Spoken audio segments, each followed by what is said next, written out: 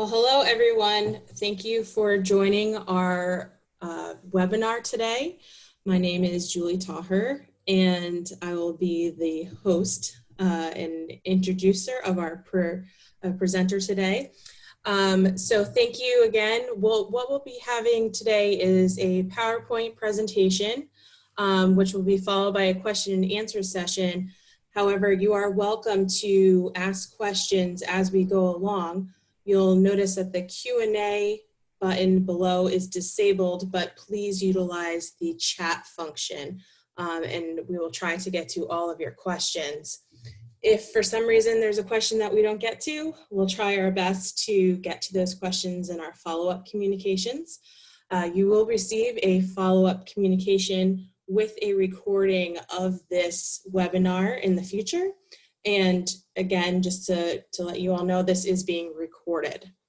And therefore, your microphones have been muted and your videos will be off for this presentation. So I'd like to introduce our speaker today, Nilanjana Dasgupta. She is a professor of psychology at UMass Amherst and the inaugural director of the Institute of Diversity Sciences. Her research is on unconscious or implicit bias, with an emphasis on how to change implicit bias. And she has a passion for translating scientific research to inform and help solve social problems, such as gender and race disparities in STEM pathways. Her research has been funded by the National Science Foundation, the National Institutes of Health, and the American Psychological Foundation. And a lot of her research are taking place right now and are part of the Institute of Diversity Sciences at UMass Amherst, which promotes equity-inspired STEM research to solve important social problems. And Buju will be speaking about the Institute and some of her research today. So thank you again for joining us, and I'll hand this over to Buju.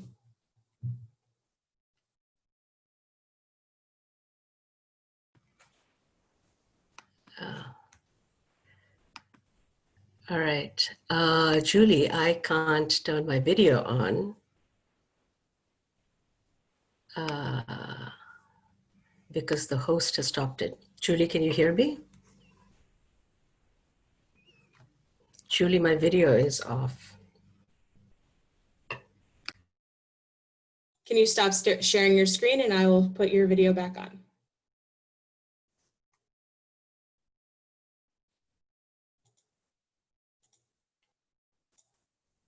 You should be all set to go.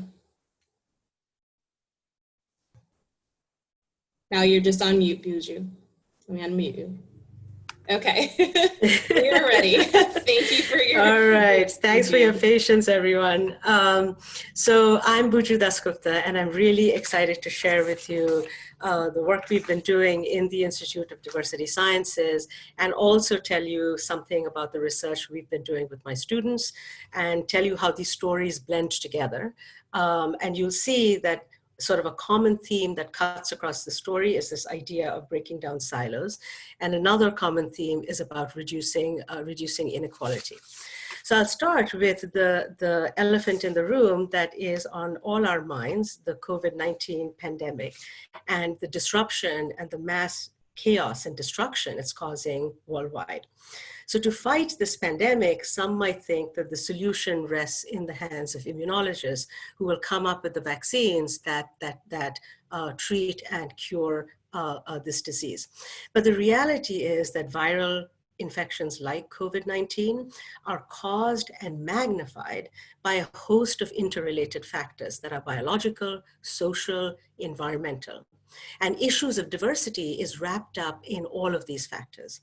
So consider, for example, as we know, that some people are more vulnerable to COVID-19 than others because of disparities in their health status, or disparities in their access to healthcare, or disparities in environmental exposure. And each of these disparities, implicated in each of these disparities, are issues of social class, race, age, gender, just to mention a few identity groups. In other words, this pandemic does not sit in a silo. So a successful fight against this pandemic will require bringing together multiple types of people with multiple expertise. It requires bringing together immunologists who will develop the vaccine to treat this disease, together teaming up with public health scientists who have tremendous expertise in doing the detective work of figuring out how this virus spreads through contact tracing, teaming up with computer scientists who will develop the technology to allow us to do contact tracing at mass scale, together with social scientists like myself, whose expertise in understanding how humans process scientific information and misinformation, and how those types of information influences our public opinion and public behavior. In other words, treating this vaccine really requires multiple expertises coming together in synchrony. And this type of multidisciplinary mixing is what we need, but the problem is that universities are often not structured for easy multidisciplinary mixing. In fact, we are organized in disciplinary silos in our departments, in our colleges, and I know from experience that it's very difficult to find potential collaborators on the other side of campus in a different department, different college, who you don't even know exist, but who's interested in the same particular problem, and they come at it from a different vantage point. And it's also difficult to find people and colleagues who share this passion for equity-related research and its applications. So, but what if we were able to break down these silos? What if we could create sort of a cross-cutting network of faculty, of students, of sort of practitioners who would come together to solve complex problems in synchrony. And that is exactly the goal of the Institute of Diversity Sciences. And the first and the most important mission of our institute is to bring together people from the natural sciences and social sciences, public health and nursing, education, engineering, and computer science, all in the interest of creating opportunities for collaborative projects that promote equity and social good. A second mission, equally important, is to connect those research deliverables to actual social impact in the real world by encouraging our affiliates to engage the public through outreach. And our third goal, which is all about the future, is to nurture the success of diverse students in STEM. And we know that from our experience in the Institute, and I know from national level trends and data, that underrepresented students and women are particularly attracted to STEM when the problems and the research questions have to do with social good and have to do with equity. And we certainly see that in the Institute. There seems to be a real hunger for this type of multidisciplinary effort. And we know that because in 3 short years that we've been in existence, we have more than 300 affiliates. And these affiliates are faculty from science, tech, engineering, and math. And when I say science, I'm including social sciences very much in the mix, both faculty and students and professional staff from these departments and colleges on our campus, but not just our campus. We have affiliates from the 4 neighboring colleges here that are part of the 5-college consortium. Slightly more than 50% of our affiliates are scientists and engineers who are women, and 30% are faculty and students who are members of racial ethnic minority groups. And you might notice that our demographics are noticeably more diverse than most STEM departments, not just here at UMass, but nationwide. And I think this is this other piece of evidence that suggests to me that underrepresented people are disproportionately gravitating toward our institute because the topics we deal with, this equity-inspired research that solves social problems, is really a magnet for people of color, for women, for first-generation students, and so on. We also exist very much because of strong support from the campus leadership. So our champions include our chancellor, the provost, vice chancellors, and several deans. And I want to call out especially the dean of the College of Natural Sciences, Tricia Serio, who's been a really important champion for us. I should say one more thing, that right now the Institute is funded and supported entirely by our campus. And our next challenge looking forward is to expand the funding base of the Institute so we can do our work on a bigger scale and have more impact. So let me back up and tell you how I got here. And this is the story of the research we do in my research group with my students and I. I've had a long-standing interest in social inequality, particularly in reducing inequality by designing, implementing, and testing evidence-based solutions that are grounded in social psychology, which is my field. I'm a data person, so I'm a sort of an experimental psychologist, and I only believe solutions that are evidence-based, where there's data to actually back it up. And so the one type of social inequality that I've really been interested in a lot in the past 15 years is this issue of inequality in STEM education and career pathways. You might be wondering, why STEM? Well, it's because I think disparities in STEM is often the starting point for economic disparities and disparities in social mobility. And the reason I think that is because in today's globalized world, scientific and technological innovation is vital for economic competitiveness, quality of life, national security, not just here in the United States, but in many countries around the world. What this means is that the future, the current and future job growth is very much in science, tech, and engineering innovation industries and research. There's strong demand for a skilled STEM workforce, and these jobs are incredibly lucrative. Despite the strong demand, the supply of STEM graduates has lagged behind, relatively speaking. And this is especially the case when we look at STEM graduates who are women, who are racial ethnic minorities, and who are first-generation college students. And this is why I think that these gender, race, and class disparities in STEM end up translating into income disparities between groups, even among those who have college degrees. And these initial disparities end up following people through their life and results in economic and social immobility or mobility. So what causes these disparities? It is no doubt that discrimination and glass ceilings play a very important role, but that's not the whole story. There's a ton of social psychological research that shows that there are cultural, societal stereotypes that are out there about who is supposed to be good at science, tech, and engineering and who is not so good. And these unspoken, implicit stereotypes are passively get infiltrated into our minds. And for students, for young people, who are girls, who are women, who are kids of color, who are first generation students, those stereotypes get passively sort of internalized. And it may increase students' doubts about whether they belong in a science class or an engineering class or in a computer science class. It creates worries about maybe I don't quite belong here, maybe I'm an imposter.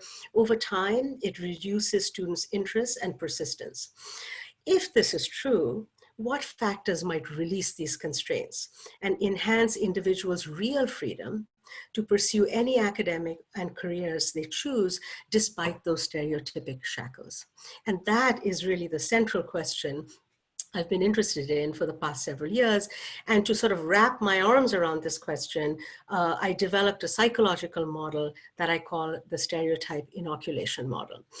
And just to sort of quickly illustrate this model, I'll use a biomedical metaphor that I really like, that in this day and time seems particularly appropriate. The idea is, just as exposure to biomedical vaccines protect and inoculate our physical body against noxious bacteria and viruses, so too, I argue, that exposure to experts and peers from one's own group who are successful in science, technology, and engineering protect and inoculate our mind against noxious stereotypes. In other words, seeing those experts and peers from one's in-group who are successful, who are in science and engineering, acts as a social vaccine for young people who are underrepresented in STEM. So in the last 15 years, my students and I have been developing and testing these sorts of remedies and solutions, the social vaccine hypotheses, in many different ways. And today I want to just give you two examples. In one sort of example that I want to give you is about how peer mentors in STEM might act as a social vaccine for young women entering college who are interested in engineering majors. So when students transition from one life stage to another, like the transition from high school to college, it's in those transition periods that we know from developmental science that students are particularly vulnerable to self-doubt, particularly vulnerable to feeling like maybe they don't fit in, maybe they are an imposter.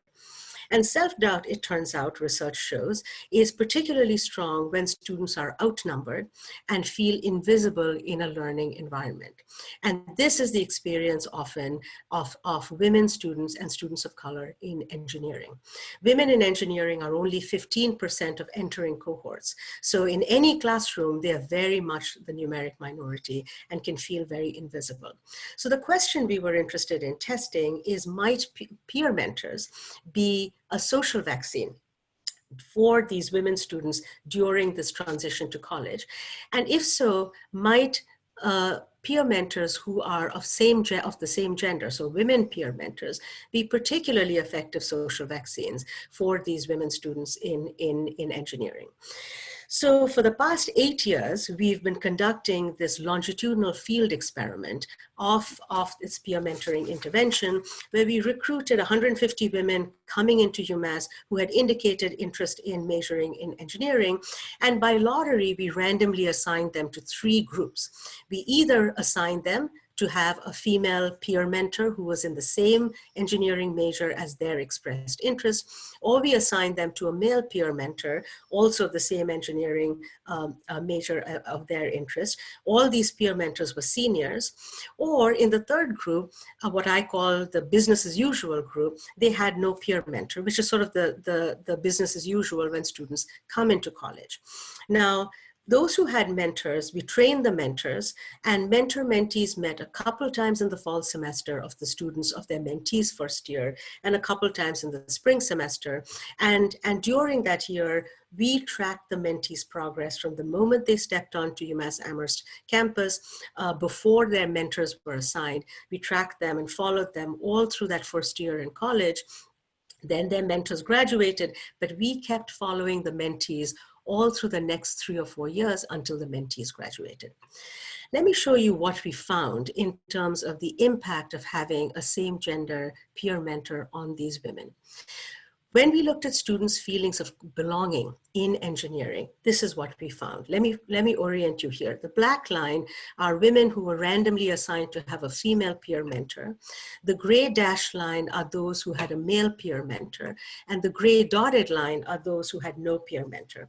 On the vertical axis, 0 is how students' feelings of belonging in engineering when they stepped on our campus before they had any mentors. As the numbers go up, it means their feelings of belonging are increasing. If the numbers go down, it means their feelings of belonging are decreasing. What you can see is that for women who had female peer mentors, their feelings of belonging in engineering held steady from the beginning of the academic year all the way till the end of that first year in college. For those who had male mentors or no mentors, their feelings of belonging in engineering drops pretty sharply across that first year in college. We find roughly the same pattern of data when we look at students' confidence in engineering. Those women who had a female mentor, their confidence in engineering holds steady across that first year in college. Those who had no mentors, their confidence drops sharply. Those who had a male mentor are somewhere in the middle, no different from our control conditions. At the end of the first year, we looked at how many of these students were still in engineering majors by getting their transcripts with their written consent. What we found is that 100% of the women who had been assigned to the female mentor condition were still in engineering majors. 82% of those who had male mentors were still in engineering majors, and 89% of those in the controls. No difference between the latter two conditions. The main difference is between the female mentor condition and the other two groups. Okay, so this is the first year of college. Now their mentors graduate. 4 years go by, and we are still tracking these mentees' progress. And now the ripple effects of that first year social vaccine still continues now, 4 years later. Women in the female mentor condition, their sense of belonging in engineering still holds steady. How they felt 4 years earlier, they still feel today that they belong. Those with without any mentors, the control condition drops sharply and significantly in their belonging in engineering. And those with male mentors are also dropping slightly, somewhere in between the two conditions. When we look at students' feelings of confidence in engineering, students with either type of mentor, women, female or male, have significantly better sense of confidence in their ability in engineering at the end of those 4 years in college, whereas those without any mentors are dropping sharply. We look to see what % of these women at graduation were graduating with engineering majors. And we found that those women who originally had a female mentor 4, sometimes 5 years earlier, were 13% more likely to graduate with an engineering major than students who had no mentors, and our male mentor group was somewhere in the middle. We also looked to see what % of women were graduating with any STEM major, maybe not engineering. And by STEM, I mean physics, chemistry, biology, computer science, mathematics, and yes, I did say biology. And here you see again that those who originally had female mentors 4 or 5 years earlier are still 11% more likely to graduate with a STEM major than their compatriots who had no mentors. So you can see that a social vaccine in that transition to college, which was a really light touch, not only had an effect while that vaccine was in effect, but the ripple effects of that vaccine continued 4 or 5 years later.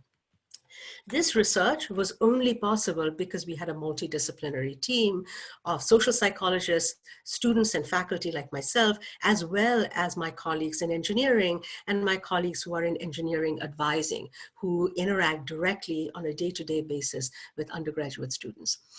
Let me give you another example, and this has to do with a social vaccine for first-generation students in college. So universities, as some of you may know, are increasingly interested in recruiting first-gen students into higher education institutions. There's more attention on average when it comes to recruitment and relatively less attention to sort of following these students over time and assessing their adjustment to college life and culture, which may be very different from the culture of their family backgrounds. First-generation students, these are national data, are twice as likely to leave college without earning bachelor's degree. And many students struggle to nurture and graduate first-gen students, especially in STEM majors, which tend to be more challenging. So the question that we were interested in, this is a College of Natural Sciences project, we were interested in designing a social vaccine for first-generation students in that first year of college, which is that transition year. So what we did is we created this living learning community for students, this time focusing on students who are interested in biomedical sciences. So every student who was coming into UMass, who had accepted, who we knew were first year students, were invited to apply to be part of a living learning community. And when they applied, half of the students were accepted into this LLC, the Living Learning Community, and the other half of the students were our comparison group. They were also first-generation students. They were eligible for it, but we didn't have enough seats. So the two groups of students were equivalent. The demographics of both groups were really diverse in terms of race, ethnicity, and in terms of gender. So here are some key features of the living learning community. All the students took the intro biology together as a cohort with fellow first-gen students. They also took a first-year seminar together as a cohort to develop their scientific skills. All of these living learning students had access to a peer mentor who was an upper-level student, also a first-gen.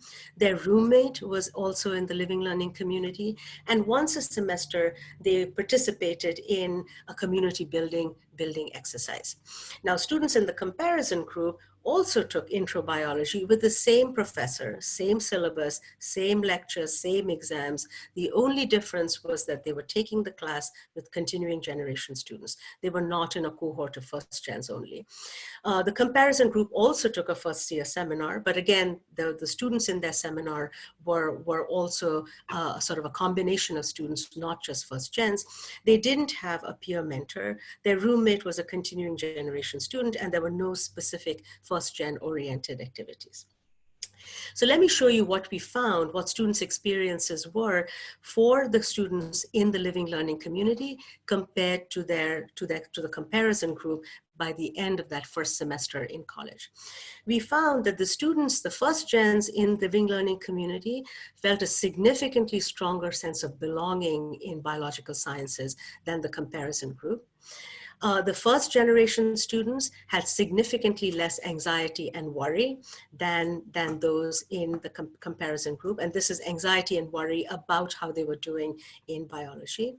And the first generation students who were in the living learning community by the end of the semester, their grades in biology was 10% higher than those in the comparison group. And this is even though the class was identical, the exams were identical, but these students were doing better when they were in the living learning community. This is another example of a study, a field experiment that would not have been possible had it not been for a multidisciplinary team. And I want to give a special shout out to Tracy Gibson, who was really the mastermind of this project. And I just followed along with Tracy, and we brought together all of these: Elizabeth Connor, who was the associate dean and a biologist herself, Randy Phyllis, who was the faculty member teaching the class, Deborah Wu, my graduate student, Linda Zeigenbein, who was the academic and diversity advisor. This would not have been possible if we were not all in it together. So what did I learn from these kinds of research? And these two are just two examples of field experiments we've done. What I learned is that in all my research on social vaccines, it was all done in multidisciplinary teams that brought together people with different types of expertise. Some of us were psychologists, some were biologists, some were engineers, some were professional staff. The traditional way of doing research in disciplinary silos is simply inadequate to solve complex social problems related to equity. And this is the insight that resulted in my pushing to create this Institute of Diversity Sciences. I see our institute as a matchmaker. We help faculty, students, practitioners, community members meet each other, share knowledge about a sort of a common problem space that they're interested in, but from different vantage points.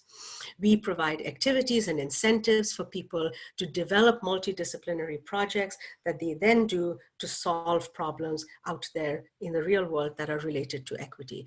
And the projects they do are always based, grounded in science, tech, and engineering. How do we do our matchmaking? Well, in 4 ways. One, every month we host a monthly seminar, research seminar series around 3 themes: equity or disparities in learning and work, equity or disparities in health, and climate change and its disparate impacts on different communities. And during these seminars, faculty and students give presentations about their research. They make a pitch, they ask for collaborators, they look for community members who are interested in joining them. And we do this every month so that people get to know each other's work and meet. 2, we award competitive research grants to multidisciplinary teams that can pitch a project that has a clear science engineering sort of intellectual base, that has a social impact, that involves students in the teams, and that has an equity angle. 3, every year we invite visiting scientists from underrepresented groups nationwide to come to our campus, give talks, technical talks about their research, give career trajectory workshops on how they navigated their careers, what they wish they had known before that they now want to convey to the next generation, what are the pitfalls and potholes they experienced. And they are also the role models for our current students, undergraduate and graduate. And 4, we offer training on how to do community engaged research well. And we do this in collaboration with a few other centers and institutes on our campus.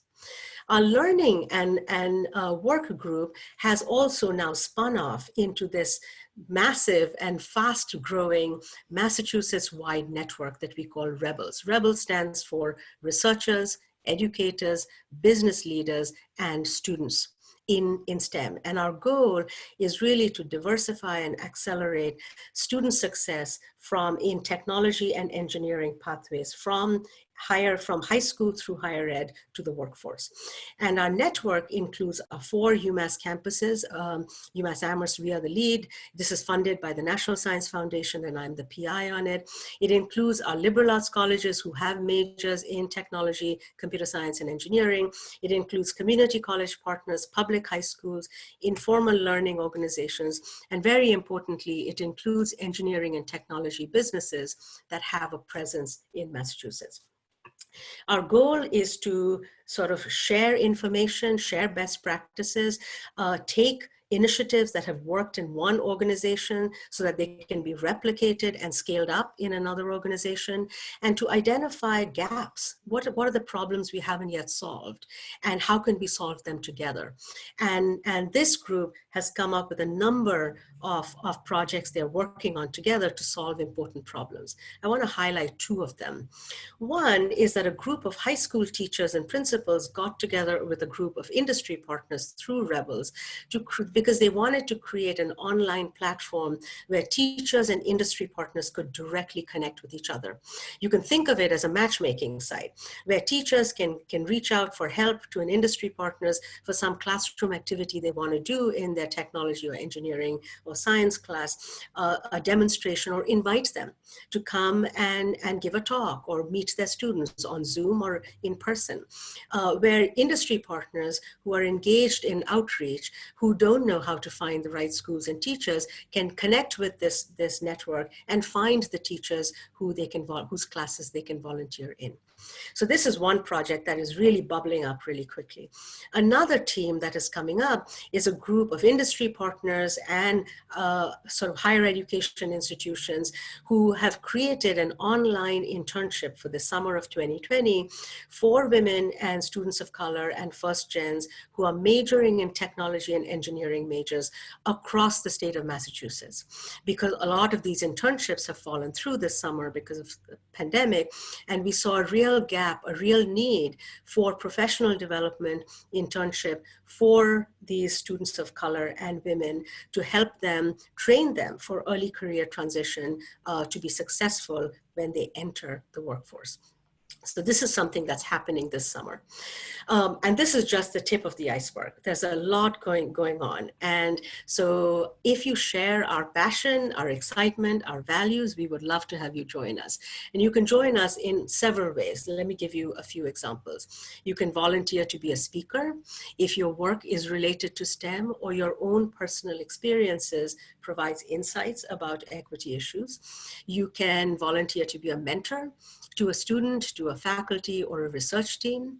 You can volunteer to serve on our alumni board to increase the reach of the Institute and the impact of our work.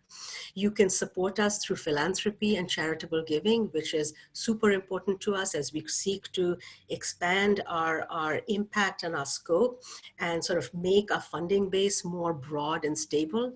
And if you have any other ideas for a new initiative that fits with our mission and with your passion, we would love to hear about it. So you can contact us, you can check out what we do and what we funded through our website. You can email me directly if you want to get involved, and which I hope you will. You can follow me on Twitter where I post stuff about the research I'm doing with my students as well as Institute things. And you can like us on Facebook, and join us on Facebook, which I hope you will. So I'm going to stop now, and I'm very eager to hear your comments and questions. I'm going to turn it over to Julie, who will moderate the Q&A session. And I think I will stop sharing my screen so I can hopefully see all of you. So let me stop, and I'm eager to take all your questions. Thank you very much. Okay, great. We've received a couple questions here that we will start with. And please, again, if you have more questions, please put it into the chat function, and I'd be happy to go through this. So our first question asks, was there any training of the mentors, female or male, in your first study that you reported on? That's a great question. Absolutely. So the Labor Day weekend before the fall semester started, we took all the students, women and men, who had volunteered to be mentors, who were all seniors, and we did an intensive half-day training with them. And we also followed them through the semester. Every time they met with their mentee, we pinged them to do a little online diary telling us what they met, when they met, what they did together, what they talked. And we also got our mentees evaluations of the mentors. How much did they feel supported by the mentor? How much was the mentor available to them? Did they feel close or connected to the mentor? And it's really important, I didn't say this, that our mentees found female and male mentors equally supportive, equally available. The only difference was the female mentees felt a little bit more connected and more similar to the female mentors than the male mentors. But in terms of quality, the mentoring was really good, equally for both women and men mentors. Great. So I think this is another question about the mentors. So in your first study, again, what was the ratio of the mentor to the mentees? And do you think that the inoculation would work if you replace the gender variable with race? Yeah, very good question. So each mentor probably had between 3 to 4 mentees. So we matched them up by major. So electrical engineering undergraduate first-year woman had an electrical engineering mentor. So each mentor had about 3 to 5 mentees, but we asked them to meet with their mentees one-on-one because we wanted to make sure every mentee got face time and airtime with their mentor. So that's the numbers question. And the other question was, what was the other question? Replacing gender variable with race. Yes, absolutely. I very much I think that the finding about same gender will be very much replicated if it were about race or social class or any other demographic. In fact, in our first generation study, the mentors that students have are not matched by gender, they're matched by social class. I think the main issue is whatever students' identity group is that makes them worry about their sense of belonging or their fit, even if it might be silent worries in their mind. If we can match them up with a social vaccine who is similar to them on that dimension, that's what they need. So yes, I think that the findings would be identical if we had race-matched mentors. Great. The next question is asking, when you mentioned sense of belonging, how was that measured? Yeah, so we have a sort of a standardized scale in social psychology that has sort of been normed. It asks students to rate the questions like, how much do you feel connected to other fellow students and to members in your class in engineering, for example? How accepted do you feel? Not at all to very much. How much do you feel invisible? How much do you feel like an outsider? So students are asked these questions and they rate on some scale how much they agree or disagree with it. So that's how it's sort of a very self-report measure of belonging. Okay, and just a follow-up to the sense of belonging, do you know what factors are impacted by the increased sense of belonging? And are students more likely to seek academic support? Do they develop increased resilience to persist in these demanding majors or something else there? Yes, so I didn't present the data, but the PNAS, the Proceedings of National Academy of Sciences paper that that's on my website, by the way, that you can download in full text, shows this, that social belonging in STEM that came about because of the mentor was really the psychological ingredient that helped the students be retained in the major. So persistence, resilience, if we are measuring it by retention, which is of course the one of the sort of gold standards where you might measure it, we found that belonging and confidence were the two key variables that were affected, that were increased by having a same gender mentor that allowed these students to persist and be retained in the major. Great. We have a couple questions here about if you would be willing to, or if you are partnering with other universities and community colleges, and if you would consider institutions outside of Massachusetts. So yes and yes. So the partnering that we are doing now through the Institute, through this Rebels network, is exactly because I don't want these solutions to just sit here in UMass Amherst. I want them to be replicated and expanded and scaled up. And other institutions have their initiatives that have worked too. So Rebels is supposed to be like a prototype to share best practices and scale up these solutions. And yes, I would be very much interested in collaborating with or consulting with people, faculty, students, staff at other institutions. I think my goal really is about impact. And it's not meant to be confined to our institution only or to our state only. This is only a starting point. So please reach out to me. I would be very interested. That's great. I think we also have quite a few people in the chat who would be interested in being a mentor, but they're wondering, do they need to be peers? How long is the mentoring intervention? And is it, does the race play a part in being a mentor? I would love to have all of you as mentors. I think there is no one cookie cutter. I think we will sort of create some mentoring initiatives based on what your interests are. So for some people, the mentoring may be based on area of expertise, and we look for mentees who are interested in it, and it'll probably be online mentoring, which will be much easier to do. In other cases, some of you may want to be mentors both because of area of expertise and because you are a person of color, or you're a woman in STEM, or you're a you were a first generation student, or you have something else that is really important that you think that there are students like you in this who are now here at UMass who would benefit. So I think we will create something that is tailor-made to based on what your interests are, matched up with students' needs. So I don't have one sort of one-size-fits-all idea.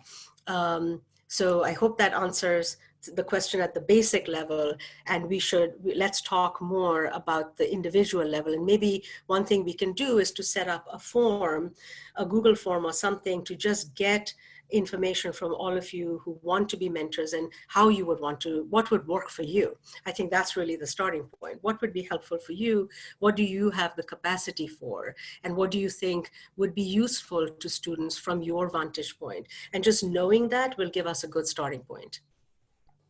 And we can also, as a follow-up, provide some links to more information on mentoring and the program as well in our follow-up. And just also to mention again that a recording of this webinar will be sent out and posted online so that you are free to watch it again or share where you see fit. I see some people here in the chat who are very interested in talking further with Buju, so we will definitely be reaching out to you as well.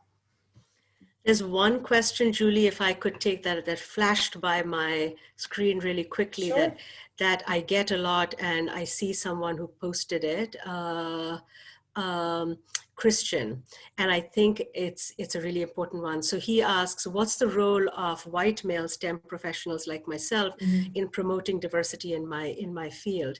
I think this is super important, and I want to sort of highlight this. Even though the social vaccines I'm focusing on are matched by identity group, I think that there are two big ways that I think male scientists and engineers can really help. One way that is research supported by a bunch of social psychological research shows that when people who are seen as experts, who are seen as high status, indicate that they also earlier in their career had struggles, had setbacks, didn't perform in a stellar way and everything. And they also had self-doubt. That sort of stories, they're sharing those stories with students, normalizes that difficulty and failure is part of the course. That difficulty and failure is how you grow over time, and that everybody experiences it. Because in the absence of saying that, what students believe is that their difficulty is a personal failure. And so to have successful scientists and engineers and people in industry be open about their own struggles and setbacks and how they got through it, which is exactly what we have our external speakers do when they talk about their career trajectory. That sort of sharing a story about normalizing one's own difficulty in the past is a really important social vaccine. And that's something that people can do regardless of their own demographic group. The second thing is to be a sponsor and a champion for students who are underrepresented and connect them to people from their identity groups. So to connect them to a female professor or a female engineer or a technologist who is a person of color. So that person who may not share the student's identity group can essentially help open doors, advocate for them, be a champion for them, be a connector for them. And that connector role is also super important. So I just wanted to say those two things, lest you think there's nothing you can do. Not at all true. Thank you. There are a couple other questions here about what we're doing to support students on campus in a campus community, as well as if we're having learning cohorts together, different activities on campus, if we're doing anything such as that. So let me see, make sure I understand the question right. Are there other kinds of community building activities? Is that the question? Correct, yes. I guess an example would be a first generation floor within a residence hall, different groups that get together to create a supportive environment. Yes.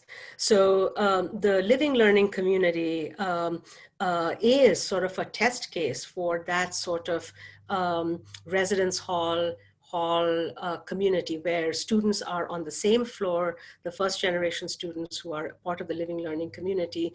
Their roommates are also first gens. They're sort of a residential academic program, what UMass calls RAP.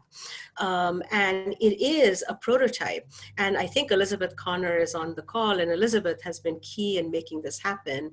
So I want to give a shout out to her too, and Tricia Syria, who may be on this call as well, who is our dean, that this type of residential program is a prototype that, if successful, which is why we are doing the data collection, if it's successful, then the campus might consider doing something like that during these transition periods.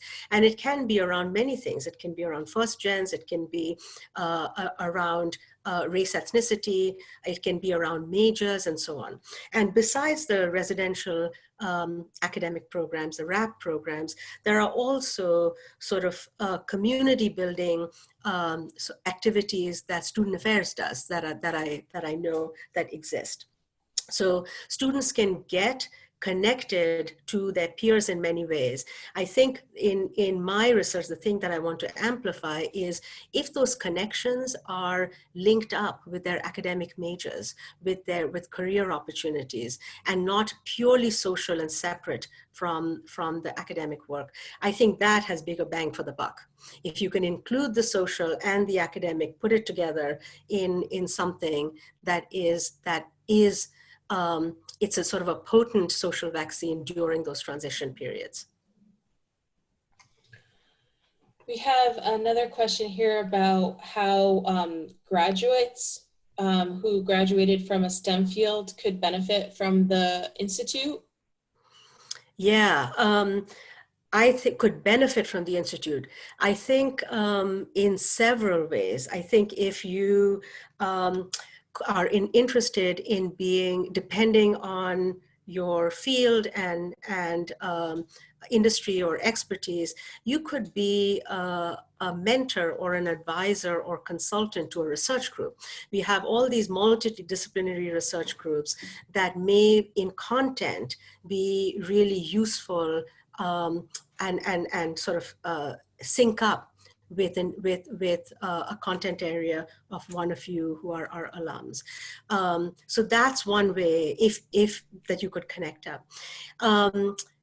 If there are other ways that you think that you would benefit, I'm thinking of much more kind of the psychological benefit of feeling good, connecting with your alma mater, but there may be other more I don't know, tangible ways that you or your company might benefit through the work that we do in the Institute. So I think that might require an exploratory conversation between you and I that would be very useful. Because I suspect that the person who's asking this question might have some things in mind, or we might discover it together in a conversation. So please just drop me a line and let's try to find a time to connect on Zoom or the phone. And again, we'll share Buju's contact information as well in our follow-up communications in case anyone wants to have a one-on-one discussion with her or ask any further questions. We've got a bunch of people in here who are looking forward to helping us by mentors or by sharing their experiences. I think we have a couple more minutes here, but just to kind of wrap up a little bit, I think that it would be great for you, Buju, to just again talk about the different ways that people or their companies could get involved with the Institute and what that might look like. Yeah, so I will, actually, I don't know if you want me to share my screen. Let me share my screen again and put up that second to last slide and just mention this again. So here are the ways that at least my first take seemed to me the obvious ways for any of you to get involved, and the details are things that we would have to talk and figure out together. So one would be to be a speaker. If your work is related to equity, if you as an individual were underrepresented in your major or in your profession, that's one thing. In line with that is to be a mentor, and I think our students could very much use a mentor who went to UMass, who is now sort of out there in the world in a professional capacity, and they would love it, but they just don't know how to connect with you. And so again, I see the Institute as being a matchmaker. Really, ultimately, in my mind, that's what it boils down to. So if we can explore a way to link you up with a current student, that would be great. Alumni board. I think one way to figure out the way that your company or you personally could help sort of on a more bigger scale is to have you as part of our alumni board. And this would be really useful for us to see what the possibilities are. I feel like we are learning, we are sort of a toddler institute, so we could benefit from your advice.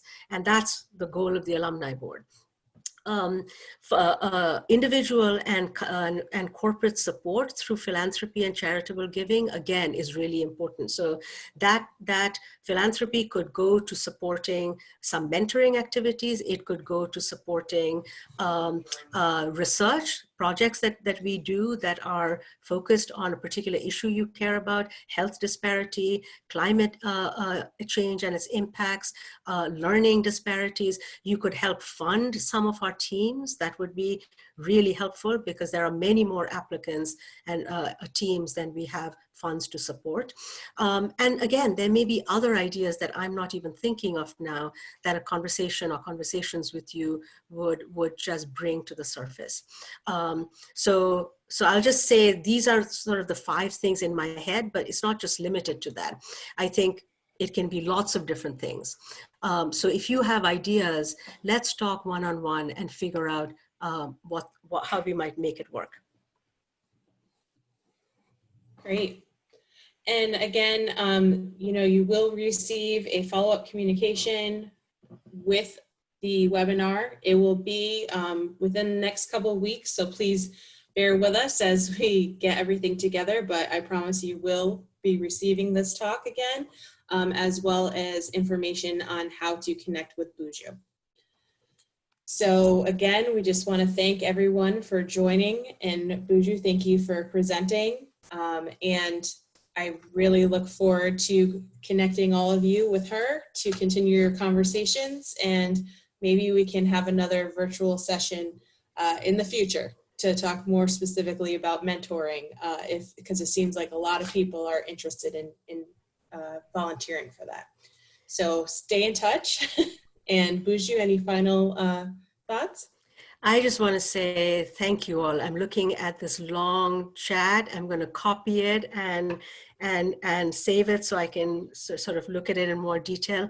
Your input, your enthusiasm, which is sort of jumping out from the screen at me, is really sort of the gas that runs our engine. So keep it coming, and write to me right away, or you can wait till you hear the talk again, as Julie mentioned. I would love to get all of you engaged, and if there is a round 2 of this follow-up webinar I can do, or something else, I'd be happy to do it. So just tell us what you would like to see, and we'll try to make it happen. Great. Everyone have a wonderful afternoon, and thank you again.